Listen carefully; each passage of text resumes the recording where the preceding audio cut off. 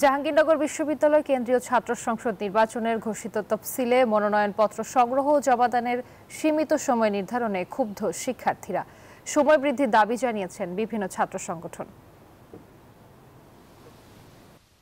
জাহাঙ্গীরনগর বিশ্ববিদ্যালয় কেন্দ্রীয় ছাত্র সংসদ নির্বাচনের ঘোষিত তফসিল অনুযায়ী প্রথম দিনের মতো মনোনয়নপত্র সংগ্রহ ও জমা দিয়েছেন প্রার্থীরা। মনোনয়নপত্র সংগ্রহ ও জমাদানের জন্য মাত্র 2 দিন সময় নির্ধারণ করায় শিক্ষার্থীদের মধ্যে অসন্তোষ দেখা দিয়েছে। অন্যদিকে যাচাই বাছাই প্রক্রিয়ায় 4 দিন সময় নেয়াকেও অযৌক্তিক বলে দাবি করছেন শিক্ষার্থীরা তাদের প্রতিনিধি বাছাই করতে পারছে না। তাদের শিক্ষার্থী বান্ধব যে শিক্ষার্থীদের ন্যায্য অধিকার নিশ্চিত করা দরকার, তাদের সেই প্রতিনিধি গণতান্ত্রিক প্রক্রিয়া বাছাইয়ের কোনো পদ্ধতি তারা পাচ্ছে না। এই নির্বাচনকে সুষ্ঠু এবং সুন্দর নির্বাচন করতে হলে এই ক্যাম্পাসে একটা গণতান্ত্রিক পরিবেশ দরকার এবং প্রত্যেকটি গণতান্ত্রিক রাজনৈতিক শক্তির একটা সহ অবস্থান প্রয়োজন। ডাকসুর মতো সামঞ্জস্য রেখে সময় নির্ধারণের দাবি শিক্ষার্থীদের।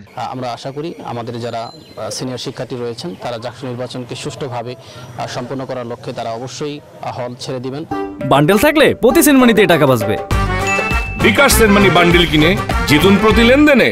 এখন মনোনয়নপত্র জমা দিক, কিন্তু তারা আগামী 22 তারিখ পর্যন্ত যেন হলের যে বিল বকেয়ার যেই প্রমাণক এবং অন্যান্য কাগজপত্র তারা যেন সেই তারিখ পর্যন্ত জমা দিতে পারে। স্টুডেন্টদের হয়ে যে কথা বলবে এমন কাউকে আমরা চাচ্ছি। আর এক্সাইটমেন্টের কথা বলতে গেলে সবাই অনেক বেশি এক্সাইটমেন্ট। নির্বাচন কমিশন জানায় মনোনয়নপত্র যাচাই বাছাই হবে 21 আগস্ট থেকে 24 আগস্ট পর্যন্ত। এরপর 28 আগস্ট পর্যন্ত মনোনয়নপত্র প্রত্যাহার করতে পারবেন প্রার্থীরা। প্রার্থীদের চূড়ান্ত তালিকা প্রকাশ করা হবে 29 আগস্ট। বর্তমান যে চূড়ান্ত আপডেট করেছি 11,919 জন ভোটার।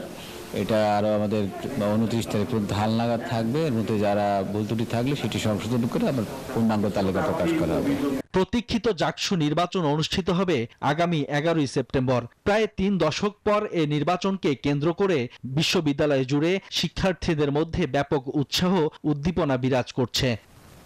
Desk report, news 24।